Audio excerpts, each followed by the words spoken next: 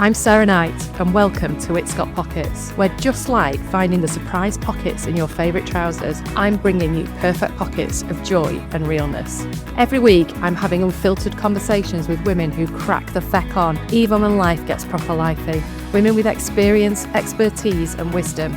Because sometimes the best stories start in the middle. Women who've been there, done that, and are still figuring it out. Join me for real talk, useful tactics, and all the swears in between that make your life and business feel that bit more manageable. Well, hello. Welcome to another episode of It's Got Pockets, my little passion piece of things that I like to talk about. Honest conversations with real women. Talking about real shit is what we're here for. And today I'm so excited because I spend most of my life, since midlife really, possibly all my life, being a little bit mad, being a little bit like furious at things. And today I have the amazing Jennifer Cox, who has published the Times Self-Help Book of the Year. And guess what, people? It's all about women are angry. I mean, as if we needed to be told that, really, Jennifer. I mean, it's like, it's fucking there, isn't it? It's there. It's there, isn't it? So welcome to It's Got Pockets. Thank you for having me. So I have been, obviously, the thing I love about the podcast is I get to do a little bit of stalking with permission. And I like that because then it means that I don't feel guilty if there's any restraining orders coming. So obviously, Research. I've been doing a little bit stalking with permission whilst being very angry this morning because I was just talking to you before we started recording the fact that I'm in my office and for some reason I've got more flies than normal in my office. So I've been raging around the office, fuming, trying to catch flies before the podcast. And it's those little things that make us really fucking cross. And one of the things I loved when I was doing a little bit of a stalking is you said there's a point for every woman where the penny drops and they just go, what the fuck? And oh my God, I literally saw that and I was like, that's my life. Now, you talked about it with being a mum and the toddler years where you sort of start to breathe again. Whereas I really felt it. I think maybe I've just put the toddler years out of my head. But I really felt it as I went into midlife and as the menopause started to hit. So talk to me about when the penny dropped to you and that what the fuck moment happened. I think actually there were a couple of moments. One was when I came home from hospital with my first baby. I had him quite young by London standards. Like it was well before any of my friends. And I remember where I was in that kitchen, in that flat, and I just said, I don't know, probably out loud. There wasn't anyone to hear. What the fuck have I done? And, he's obviously the best thing that's ever happened to me. Went on to have another child. But it's the change of your life that nobody can prepare you for. And, I'd been gadding about as a wild thing shortly before, and everything had to stop. Everything had to change. And I guess what I realized in that first lonely moment was I'm doing this on my own. We hadn't got married yet, no, but I was with his dad, and but he had to go back to work, and I was on maternity leave, but I was on my own, and it's really extremely lonely, isn't it? Yeah. And I didn't have anyone to help me. My mum lived hours away and she was still working. Like, yeah, no one. But I think that was the first moment. And then I think the second one for me was during COVID, because I was working sort of non-stop, like as in therapeutic, on the end of a phone, because it was before, in that first lockdown, before anyone had really kind of discovered Zoom. It was just had to go to phone. So I was on the phone from something like 7 a.m. to, it was close to like 10 at night, I think, when I'd wrap up. And it was back to back. And it was women absolutely losing their minds. And what it really crystallized for me was, this is, yes, an amplification of their normal lives. It's like their normal lives on crack, but it's just their lives. Like we're just seeing it in a sort of under a microscope now. All the shit they have to do without any of the, I wouldn't even say support they get in real life, but any of the sort of like venting possibilities. So meeting friends, going out, maybe going for a walk with some, well, you could maybe at some point go for a walk, couldn't you? But for a long time, it wasn't even that. So any of the ways that women, I think, survive their lives have been taken from them. So I guess, what it really honed for me in my mind was how much we need other women, how desperately we need other women, how it's women we run to when we've been hurt, especially hurt by men, and w- we didn't have them. And my God, I missed my women so hugely at that point. And I think I nearly lost my own mind, to be honest. I had to shut the curtains because it was that amazing sun. Do you remember that? Oh, the weather was amazing. It was just beautiful. It was really weird, wasn't it? So I just had to sort of go into vampire mode and sort of pretend the world wasn't happening really and just focus on getting these people through.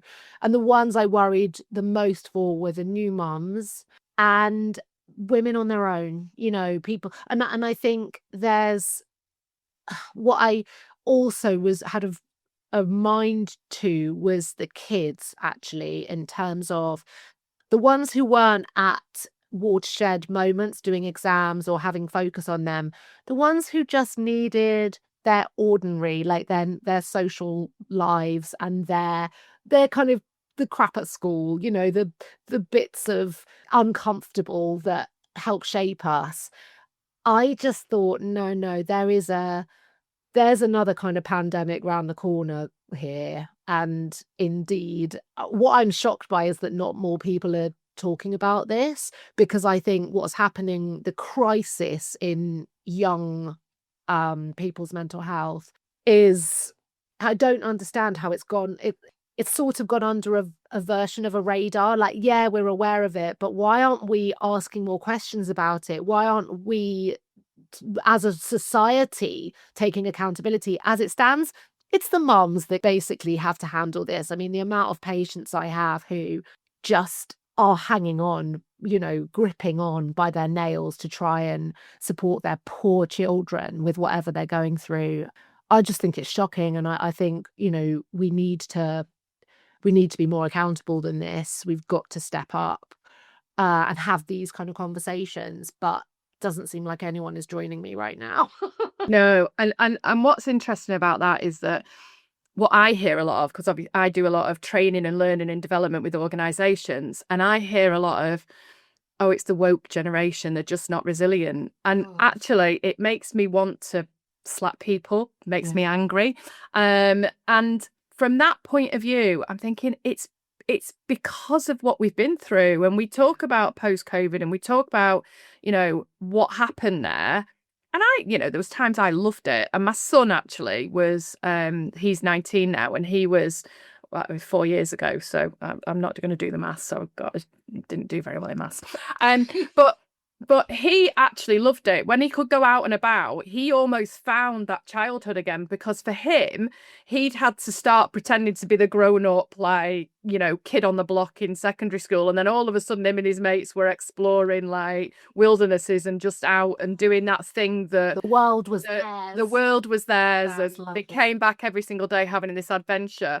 And he had quite a good time. But equally, I can see that loneliness of what happened and that lack of resilience. Like you say, going through those uncomfortable moments are so pivotal, and how we manage and how we build our toolkit. And it's not there. But bringing it back to the mums, oh my God, you gave me such a flashback when you talked about coming home from hospital and realizing it's on you.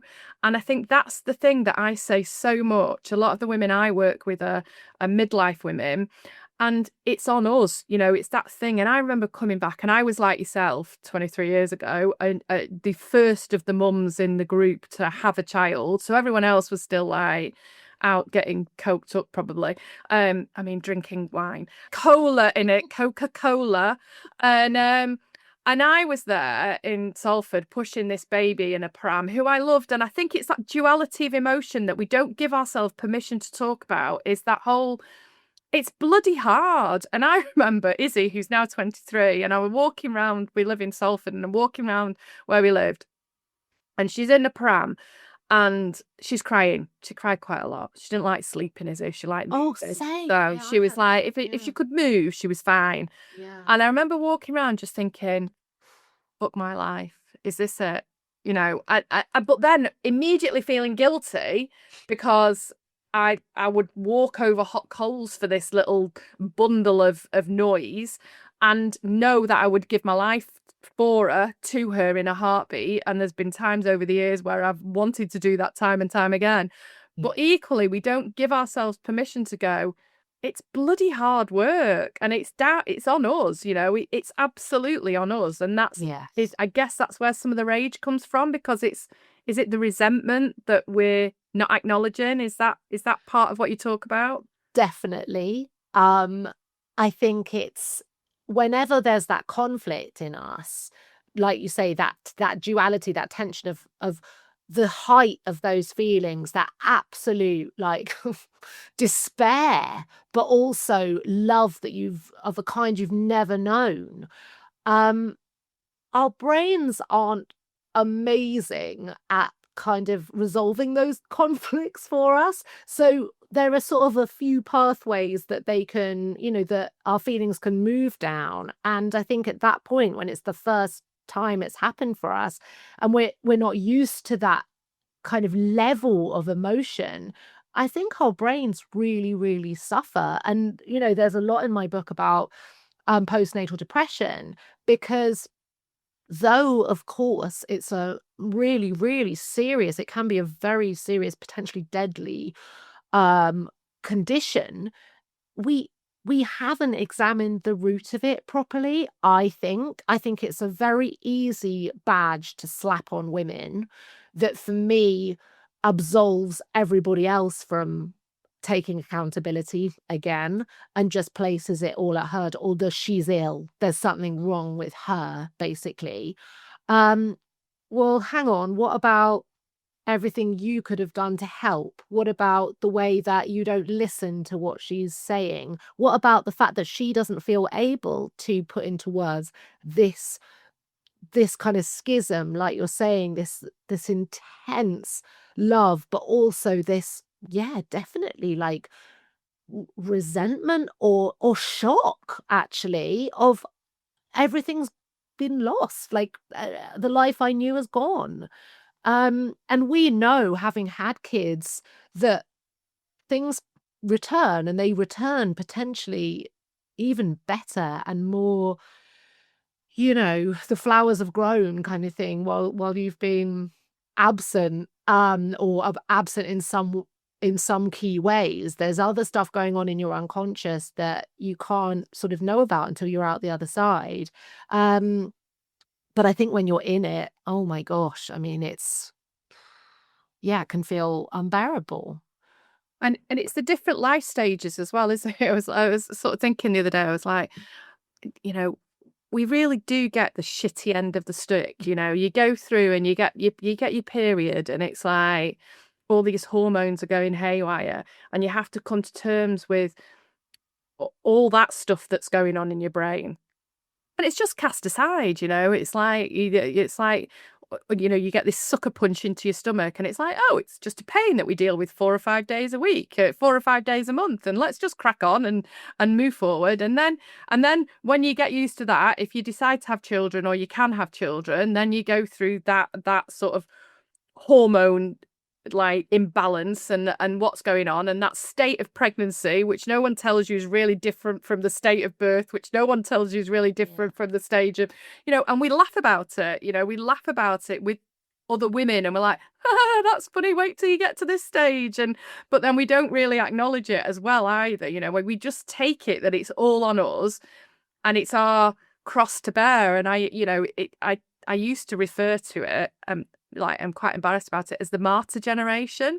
You know, my mum used to sort of say, well, Muggins here will do it. And I used to think, oh, well, I'm never going to be like that. And there I am going, well, I'll just fucking clean the crumbs out the sink because no other fucker will do it. And I'll just take the stuff up the stairs because no other bugger will do it. And I'll just do this and I'll just do that because no other bugger does it. And it doesn't matter how many times you tell the buggers that the people I love in my life that this is what I would really like to happen to make me feel a little bit sane. It still doesn't happen. No, it doesn't, does it? I think this is the like conundrum really, is that I do understand that my book and the podcast has kind of begun this conversation, and that's exactly what needed to happen.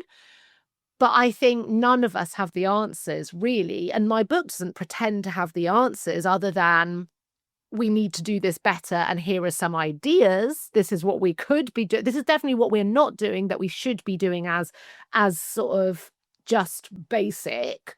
But can anyone else pile in? Has anyone else got anything to add? You know, and indeed, I'm not sure if anyone knows the answer, but I think the conversation is the important bit. And yeah, not just going to this default of, well, I guess it'll have to be me because no one else is gonna. But equally, should we have sort of down tools? Like that's what they do in, where is it? Estonia or somewhere every year. Latvia, somewhere. All the women just put their, whatever they're doing down for the day. Put it down. Just put it. Now, I went on strike when my kids were 9 and 13. I was a single mum, and I went on strike for a week because they were really getting on my tits. And they weren't putting anything away and opening curtains and doing the little things like, you know, talking to them about cleaning the teeth and all that. And I'm known as a very shouty mum. I think I might have said this on a previous podcast, in that there was an occasion where my kids were little and I lived next door to a house that wasn't attached to mine. I was attached to the side, and I was screaming at the kids to clean the teeth and get upstairs and get into bed. And I got a text from my lovely neighbour Liz, who basically said, fucking hell, Sarah, I'm in bed with my teeth cleaned. I was like, maybe I'll close the curtains in future, close the windows in future. Anyway, the point, I went on strike because I was so done with doing it. And it was the best week because I used to write them a letter every morning, which basically said, if you work as a team and together, I've got a boy and a girl, and work as a team and together, and you do these things. I made them make their own packed lunches, sort their own sports gear out. And they did it every day. And then I said, and mum will come off the picket line at the end of the week if these things are done. Anyway, I used to have a light box. I don't know if you remember, light boxes are all the rage. So I used to write "Mum's on strike" on the light box, day 3. And then the kids, by the time I'd come down from, I've always worked for myself. And by the time I came down, the kids had written "Mum's cruel," day 3, you know, and we'd had these like conversations through this light box about what a mean bastard I am. And, but anyway, I did come off strike, and the kids still love me. And but it was brilliant. Anyway, it didn't work forever because the son still doesn't make his bed age 19. So, you know, because the patriarchy got involved. Yeah, because he doesn't believe it. But that's an interesting one though, because when you're talking about that, you know, I feel like we're in that almost arena now where women are mad and men are bad, and now we're in this conversation that you're talking about. We're almost in a clash. Yeah, it's almost it's like a war, and that doesn't sit well with me. No, it's useful. And a lot of women I work with, when I do women in business programs or when I'm coaching in organizations, especially if they're working in, you know, really male dominated environments, they don't want to smash the patriarchy. They just want to find a way where their voices are heard. And that's the difference, isn't it? Yeah, I think this is in the book. I really emphasize this, is that we want men in on this conversation. Like, the patriarchy actually doesn't serve anybody. Like, it's not good. None of us, even though there are people that sort of don't want change because the status quo works well for them, I don't think many people would say it's the patriarchy itself that we need to keep hold of, and the sort of ideas that we've all internalized from that. They're nonsense, and they're so they're so inhibiting, basically, in terms of our society as a whole progressing and doing better, like economically, psychologically, all of that. But I think the emphasis does need to be on bringing everyone into the ring, expecting the same standards of everyone. Like, why can't men be sad and vulnerable and talk about all of their feelings? Why can't women talk about their feelings of frustration, resentment, rage? Why has it been so divided for so long? Like, surely we've evolved beyond that by now. That's the real problem, as I see it, is that we still have these stupid, outdated roles and ways of behaving, like at very subtle, deep levels. And that's the crap that we need to shift, because no one does well in that. And that's the hardest bit, though, isn't it? Because that's the environment that we're conditioned in, and that's the environment that, one of the things that I noticed that you talked about is that we've got this suppressed resentment. And is it because we're not talking about it enough? Or is it because when we're talking about it, it escalates and therefore it makes us all even madder, or even madder? I'm not even sure that's English. More mad. It makes us more mad, Yeah. is how I should say it, grammatically correct. But equally, from that point of view, then we have the collision of midlife and menopause and, all those hormones that come in again. What can we do? Because is talking about it helping? Is talking about what should we do when we're mad? I think we have to talk about it. That's something that we haven't done enough of. We have to talk about it framed in that way. So not in a passive way anymore, and not in a, oh, I can't say this, or it's ugly if I say that, but just very frank, very like ordinary. But I think there is something that obviously is really crucial, and my message is clear on this, is that because we haven't been able to give it words, it's just sat in our bodies for generations, and it harms us. The stats on our poor ill health compared to men's across so many conditions is really staggering. And there's a lot of science now. It is still lab science. Like, I don't think it's really crossed over into the mainstream. But any psychotherapist, like, who's got a psychoanalytic background, will tell you the body keeps the score. We wear this shit basically on the inside, and it kills us. And I think we really need to kind of acknowledge that, and publicly, like in a very ordinary, again, day to day, like, we know this, the wisdom of our womanly intuition could have told us this, but now there are hard stats to back it up. We need to take it seriously. So I really recommend, like, getting it out of your body almost before you can come back and have the conversation. And that's why, obviously, I've sort of honed all these different techniques across the years of what patients have tried, like under my with my support, to just try and like action um us being able to use this energy in a way that actually is helpful to us rather than actively harmful. And that's sort of got me thinking about something else that you were talking about on one of most of your clients are successful career women, and making their own pesto and reading to their kids whilst ensuring their work presentations were as well researched as their childless male colleagues, which literally just epitomized a lot of the stuff that I talk to women about as well. But then when we're talking about the body knowing and keeping the score, hard relate. It's only when I started looking after myself from the inside out that things have changed a little bit. But equally, it's another thing then, isn't it? It's another thing that, well, I mean, I don't know anyone that makes pesto. And if you do, I'm like in your, I love you. I wish I could meal prep, To be fair, that was a journalist's take on my talking of That must be the southern counties there, because I'm not sure anybody in Salford's making their own pesto. Sorry to everyone in Salford that is making their own pesto, of course, before I get all the hate. I wonder if Anyway, you would find out that actually more people in Salford I'm making the yeah, pesto. yeah, the down south, because I Yeah. personally don't know anyone that does. Like, Yeah. it was a strange. I like the it's- phrase though, well- but we're doing all the things. We're making the bread. We're making the cottage cheese bread, the bloody fucking banana bread.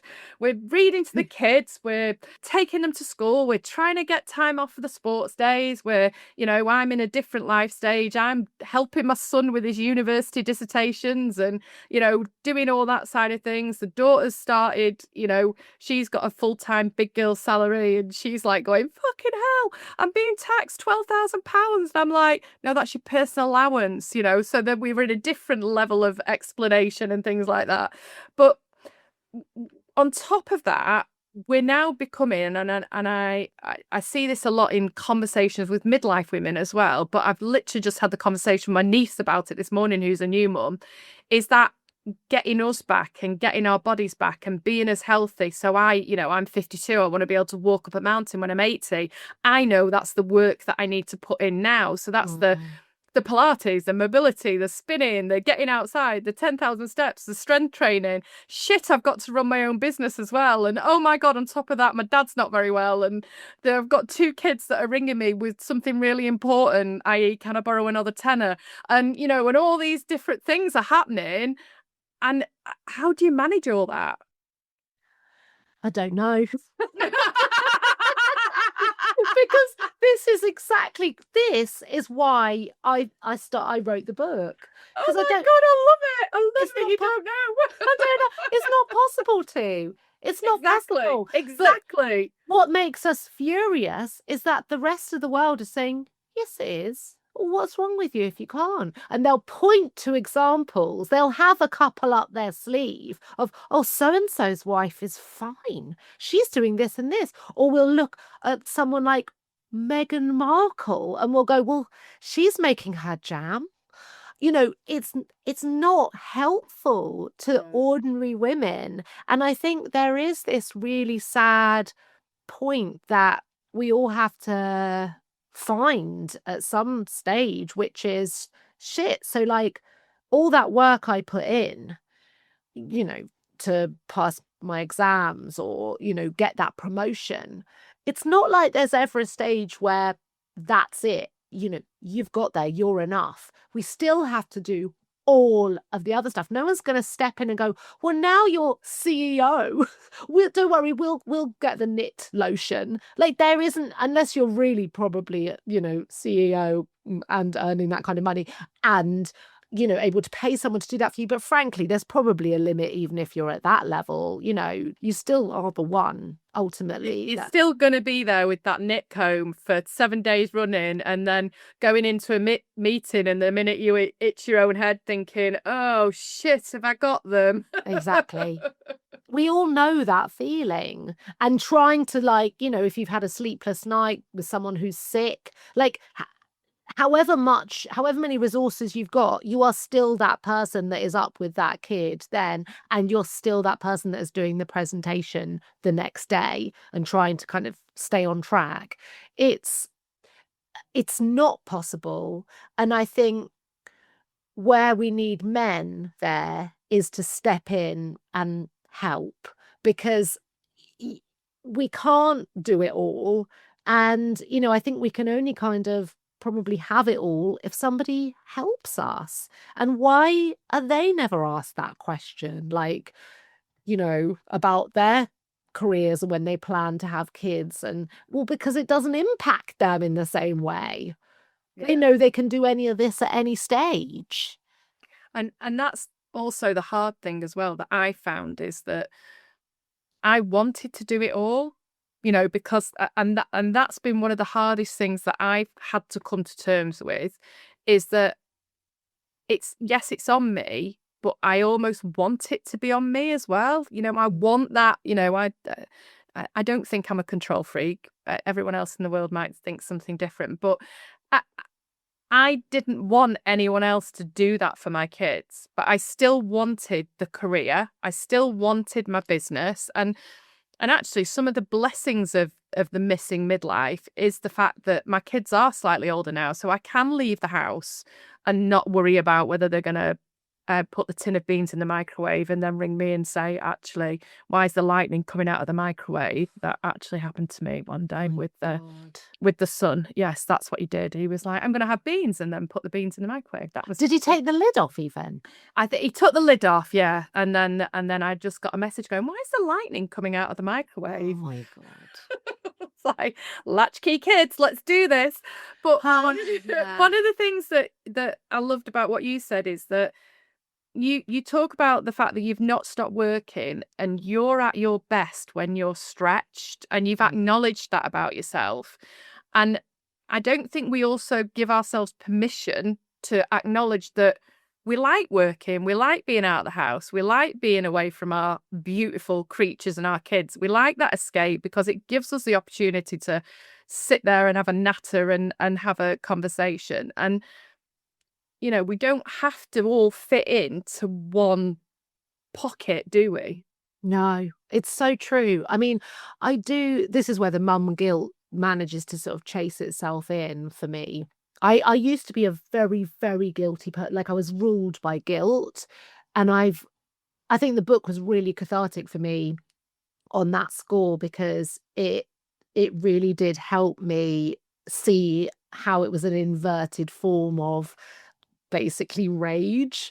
But I I still do wonder now, you know, what will the future bring in terms of what my kids remember of me being around or not around enough, and you know, my, I guess, activism, my obsession with making the world better for women. I've got boys, like, is that how is that for them?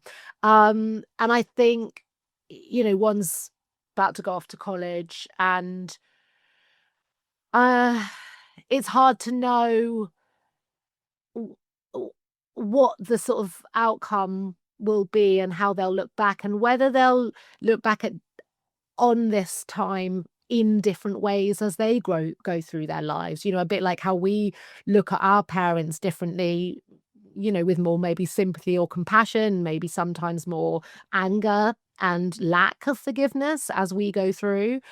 Yeah, so I guess time will tell, but I'm starting to save for the therapy bill. Yeah, but do you know, I'm very aware this is only my perspective, but my kids, I was a single mum for a lot of years and I've always had my own business. I got made redundant. The business I was working for went into administration when I was 26 weeks pregnant and I couldn't get a job. So I set up my business on my own. So Right. no, I know, I say that really glibly in all conversations and people are going, what the fuck? But I genuinely didn't think about it from a point of view of how big it was, what I was doing. It was just a case of I needed to pay the fucking mortgage. So, Just had you know, I had to. No one would give me a job because I had a bump that turned out wasn't vanilla slices. And the local job centre turned around and went, go on disability benefit, love. And I was like, no thanks, need to pay the mortgage. So I set up on my own. And I didn't, at the time, it was just need rather than, you know, oh, here's a vision board. But equally, so I've worked through both kids growing up and moving through various things and stuff. And do you know, and it's in recent years that they've done it, especially my daughter, who's a raging feminist. Like, it's quite hilarious watching those two, that they bait each other very, very well. She works in women's football and she works in football. So she comes across a lot of what we might call a patriarchal society. The son was a footballer and is now at uni and doing various things. So he likes to bait, which is very funny. And but equally, both of them have turned around to me in recent years and they've gone, thanks for all you do. I see what you do. Not in these words, probably more Salford, but you know, I see what you do. And they both got an amazing work ethic. Now, the difference is they're also more emotionally aware at their age than I ever was. Ever. Like, and I talk to them and we're really open, we're stupidly open. But I talk to them, and what's really interesting is that they're aware of not words like burnout, but they're aware of stress in business and things like that. But it doesn't make them not want it. It's making them aware of it. And maybe that's part of what you're talking about with the rage. It's the awareness, is it, that we need to be aware of, that this is happening to us and Yeah. not suppressing it and ignoring it. Exactly. I think that's the sort of gaslight that is the issue really for most women, is that we're told we're not angry because, well, hang on, but everyone is doing this. Everyone's lives look like this. So why are you so special? Yeah. Oh Why my do you God, get to feel yeah. anything about it, you know? And so uh, there's all the line around, well, women can't be angry because they look so witchy and gross if they are. But then there's also the, well, what's wrong with you? Because you, of course, you're not angry. This is just normal life. Like, you wanted this all. We've given it to you. So I think it is just about being freer to talk about the feelings and not fearful of how we'll be punished for it, like either by people basically calling us a kind of bitch of some kind, or by saying, but you wanted this. We've only given you what you've asked for. We gave you this wonderful education and we allowed you to have this job. So, what's the problem? I think we just, of course, we feel these things. Who wouldn't? Let's talk about it. Let's see if we can do something to change those pressures that are on us. And that's difficult in itself, isn't it? Because then you've got that whole sharing thing that comes into okay, we need to share about this. We need to talk about it. I'm shit at talking about this stuff with my husband. We had a row last week that he's going to really be happy that I'm talking about. We ended up in a bit of a text war. And at the end of the text war, there was a bit of a penny dropping because he said, I need to challenge your interpretation of that. And all of a sudden, I realised that actually I didn't want him to challenge my fucking interpretation. I just wanted him to understand how I was seeing it. Yeah. And it's that listening piece as well, that listening to ourselves and that listening to others. But then when we take that on a sharing with our mates and we're talking, or you were talking earlier about, how we share on the wider world, I find it quite difficult that there's almost a bit of a zeitgeist, that's the right word, of sharing everything about ourselves. And then people want to dig down and they want the horror story. Oh, Yeah, is they this do. why you're like this? And is this why you've done this? And is this why?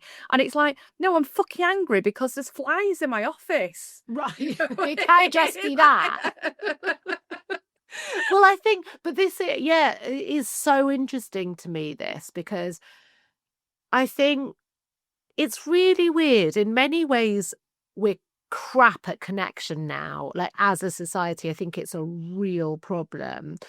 But in other ways, it's almost like we're trying to make up for it where we haven't got it. So we don't write each other long letters. We don't really have really long phone calls where we're sort of hashing things out and getting clear on our feelings and all the rest of it. There isn't time to even sit for a whole afternoon with your friends and just really like deep dive into things. So it's all done on the, super speed, isn't it? And I think we really, really miss then these rich moments of relating and of connecting. And I think we try and find them, or our brain tries to find them elsewhere. And this is why we're kind of obsessed with like the gore, getting all the sort of juicy like detail out of a person, sort of rinsing them for everything that, they're worth to us, in terms of the information, in terms of like the sort of story and the scandal potentially. I mean, humans have always loved a scandal, but I think there is something about the daily now where we're just, no, more, please, more. That's not enough. Because we do feel like there's a lack. We do want more, but I don't think we want more in that way. And I'm really annoyed with how people have been reduced down into like these kind of facts about themselves. Like, oh, you're like this because you're from this background, or your mum was this, or you had this happen to you as a child. Like, yeah, okay, maybe partially this all feeds in, but can we not be so reductive and like basically make that be who I then am? That it's so inhibiting. I think, if I'd allowed the box I was put in when I was very young and the way that everyone treated me when I was very young, if I'd allowed that, if I hadn't bust out of it, then God knows where I'd be. I'd probably still be living at home looking after my family of origin, like, honestly.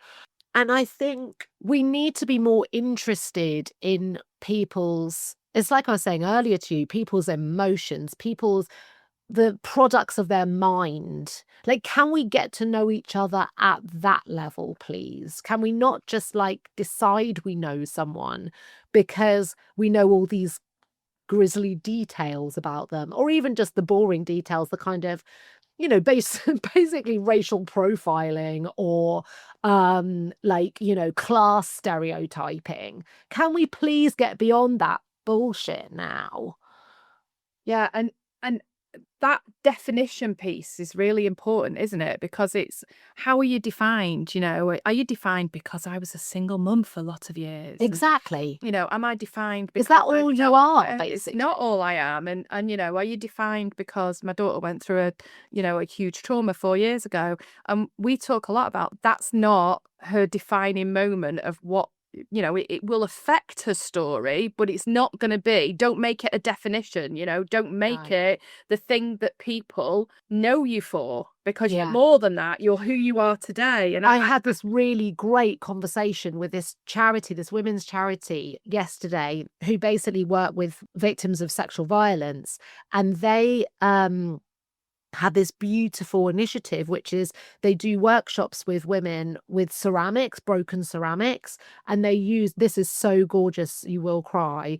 They use gold paint. It's this Japanese method of using gold paint to fix things with.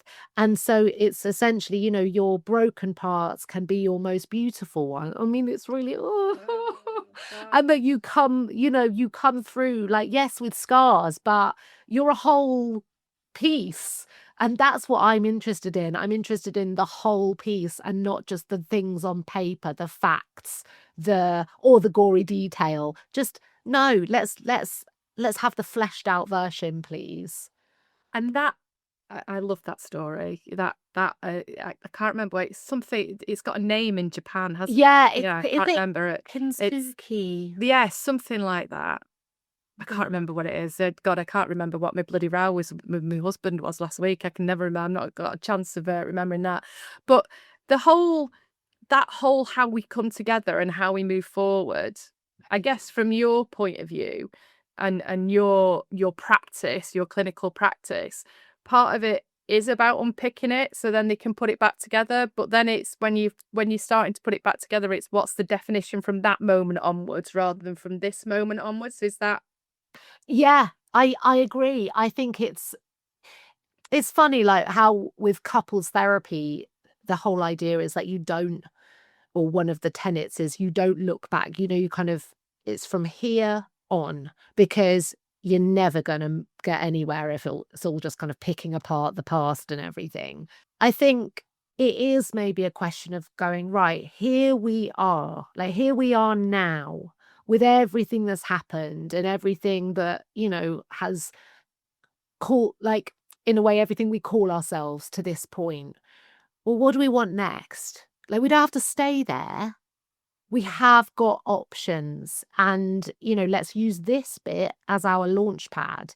And I think it can be small things, like small changes. Like, I think these sort of tiny acts of rebellion, even, from a sort of woman's point of view in the home, or like you did, which those are really kind of striking acts of rebellion, but they will have changed your kids. They will have made them better, stronger, more capable human beings, and also able to work through a conflict. Like, you work through a conflict. You gave them the means to come back at you. They wrote their views on the board.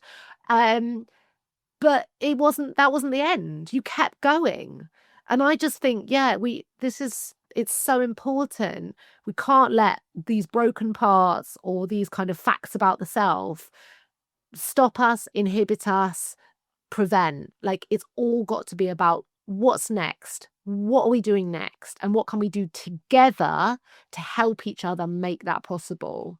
So some of that will start with how we do it within ourselves, like we're talking about those tiny acts of rebellion, and we're talking about how that rage that we feel about ourselves, the crossness that we feel in ourselves. How,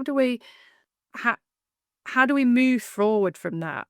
Because a lot of the crossness we feel is simmering resentment, I think, is like, and it's like you say, I guess it's because, well, I'm a shouting mum anyway, but, it's that simmering undercurrent that all of a sudden, when something breaks, then poof, it's all over, and we've got that internalized resentment, that internalized, like almost being cross at ourselves that we're not good enough or better, or, we're not able to carry it all like Joan down the road, or, like perfect Polly that's turning up looking amazing on the school run and all those sort of things.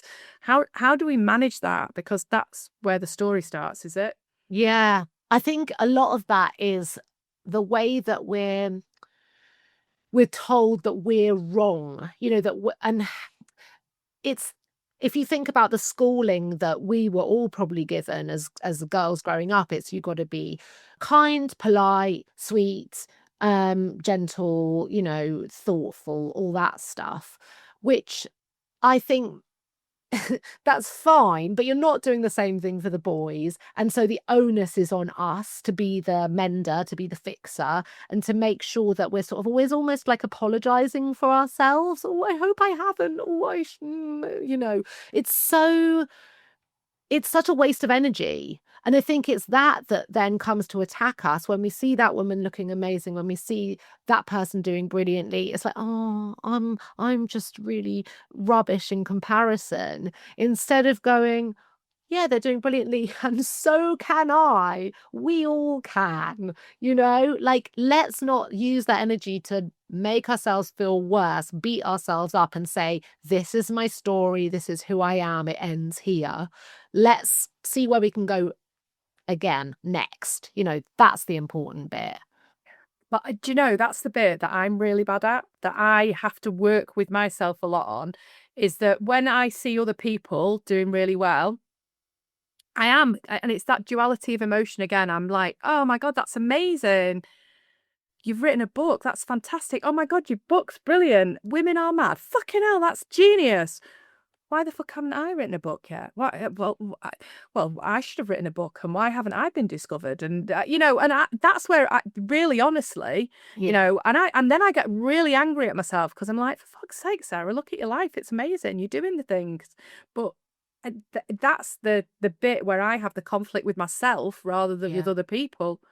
But I think talking about it is really, again, a healthy thing that we don't do. Of course, we're going to have jealousy, envy. Like, I've got it by the bucket load. I really have to like give myself talkings to about it, because what I find is that instead of spurring me on, it can inhibit me. Like, oh, they're so much better than me. Ooh, I'll Yeah. give up. Um, and I think that's part of the issue. And that's why we feel so angry is, look, if you think about it, men don't really do this to each other. They've got all their old boys club. They recommend each other. Oh, you come on board. Oh, let's go and play golf. All that stuff. We haven't had that. So we feel like it's a scarce world. There's about 3 things and we all have to scrabble over it. We need to start Yeah. believing in more for ourselves. How I see it is that all these connections I'm making now, you included, are now part of my old boys network. And I am going to help all of these women, however I can, to get to the next place, to come alongside, to come and do this, to all be in it together. Because that's how, when tide rises, all boats rise. I think that's the way we need to look at this. It's about yes, of course, that's our instinct, is to go, oh, what's the point? They've won, I've lost. No, there's so much out there for the taking, and no one is holding us back apart from ourselves. Oh, you're making me really emotional, Jennifer. I'm not sure I can cope with this. And I'm conscious of time, but I just want to pick up on something you said there, because one of the things that I've noticed is that women are really good at gatekeeping. Yeah, And I'm at it. I'm with you on that. If I can lift other women up with me, if I can connect and get women to collaborate and to come together, then oh my God, it's amazing. And one of my heroes of that recent years is when I started this podcast. I went to the bloody fantastic Kate Richardson Walsh, who I've got a massive girl crush, age 52. And I said to her, I'm thinking, there's no way, she's Olympic champion. There's no way she's going to say yes to me. And she went, yeah, no problem. I'll support you. And she came on my podcast. And the same with you. I was like, oh my God, I really want to talk to Jennifer. She's fucking amazing. I really want to talk about angry women. There's no way she's going to say yes. Oh, and then that's when I do the talking. So I went, just send the fucking text. And here we are today talking. But Yeah. I think there's a whole group of women out there, and we need to give them a name, the gatekeepers. Yeah. It sounds too timid, but they gatekeep because of that. How you've just explained the psychology behind it is because it's, well, if I don't gift it and share it, then I won't get it. Exactly. Yeah. Exactly. And it's so nuts if you think about it, because it's like, I mean, when have you ever heard of someone overtaking the person that brought them up? Like, that just doesn't happen. You don't go, yeah, come alongside me. Oh shit, they went and got the promotion. Like, it just doesn't work like that. If someone's brought you up, then you forever feel thankful to them and like a kind of kinship with them. I'm sorry, but unless there's something pathologically going on there, you're not going to screw them over. Like, there's more, the world has more for us than that. Yeah. And that recognition for me is one of the most important conversations we can have to how we move forward with. We've not really talked a lot about anger, really, have we? But how we. Yeah, it's funny. I never do ultimately, because it's not really, because that's the launch pad, and then, all the other then look where you go. Yeah. Yeah. But that connection, that collaboration, that us being in it together, I feel is one of the most important things that we need to push, promote, celebrate. Because I think, and I don't know any of the stats behind this, but I feel like women that were my generation and the generation before who were growing up in business, it was elbows out. Oh, And it had to be elbows out, because otherwise they wouldn't fucking succeed. yeah. And that elbows out has turned into, quite a lot of, one of my friends talks about being brilliant arseholes, people out there who are just fucking hideous. And yet there's a whole heap of people that's coming in that are sharing and lifting and promoting and collaborating. And that, the ripples of that are massive. I agree. I think they're really massive. And I think the thing with women, because we are so brilliant in general, because we've had to get really good because we've just been so suppressed. So you have to think of ways round it. That once we start doing something, my God, like, it's supercharged because we're so quick and we can do 500 things at once. So I'll help you. Come on, we're off. And it just feels like what took centuries to establish as old boys networks, those fucking public schools had to get built for a start.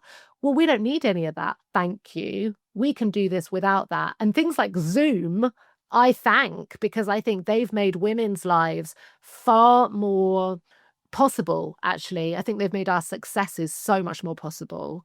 And I mean, look, we can record these things for free. We don't have to travel. It's perfect quality. It's as good as studio quality. And it's just whatever that is, the press of a button.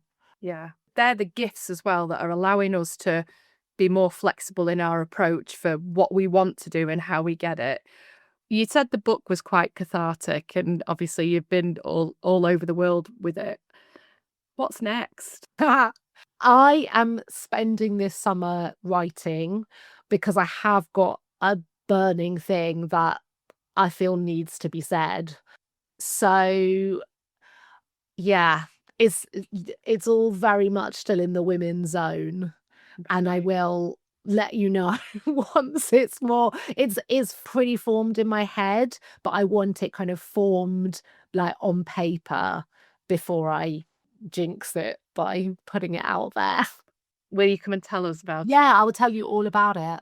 And so when you're writing a book, when you decided that, that was it, you were going to write this book, how do you do it? You said it's preformed in your head. Are you thinking about it in your head and then you go and you write all these things down? Because I loved what you said about we don't write the long letters anymore. Yeah. And I was like, oh my God, that's genius. It's actually, we're not spending the time crafting these things, which help us craft our thoughts, which help Yeah. us then look at how we move forward. Exactly.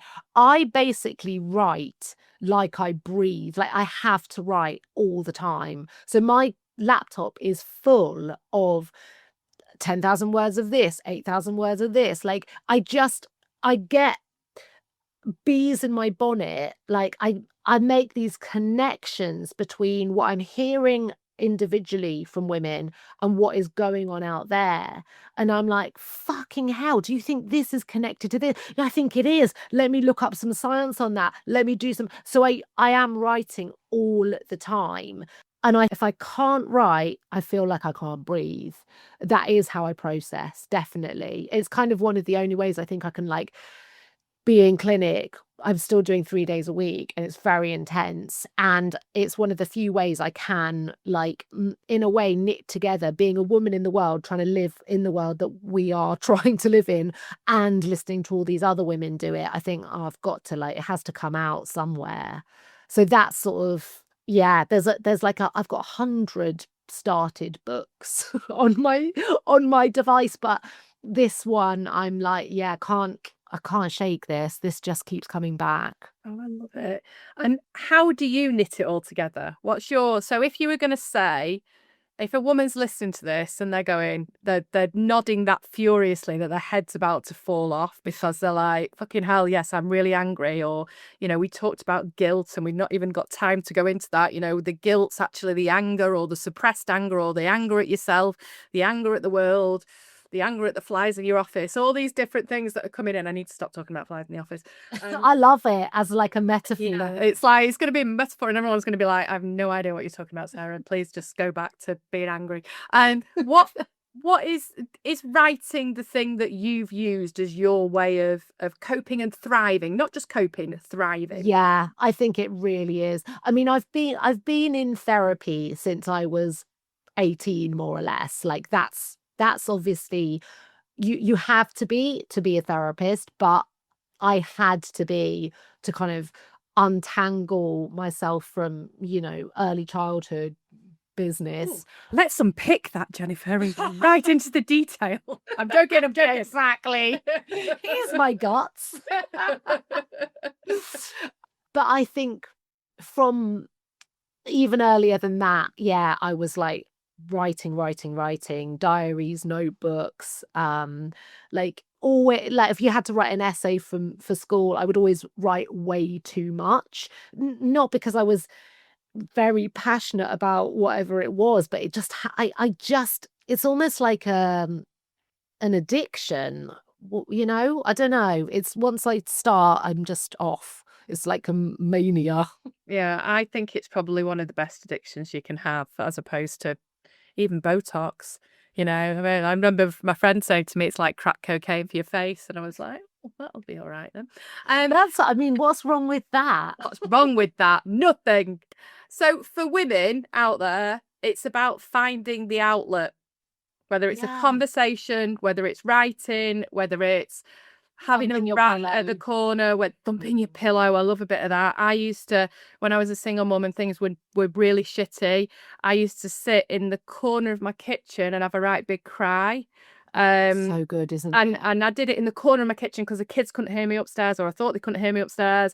But it's finding the outlet, isn't it, that lets it out and then you can crack on. It's got to come out. Yeah.